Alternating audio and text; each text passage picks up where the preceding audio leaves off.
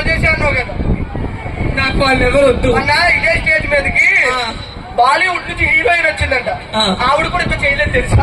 మరి లేకపోతే ఎవరినో సరే, నేను ఒకటి లవ్ చేస్తే నాకు వాడిది వాడు కావాలి. ఎవడు?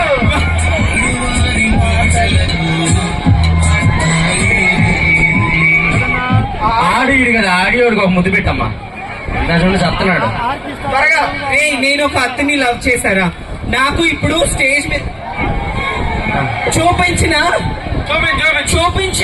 చూపి చూపి he is very handsome, 6 pack body, ఆ లోపల నాకు తెలీదు.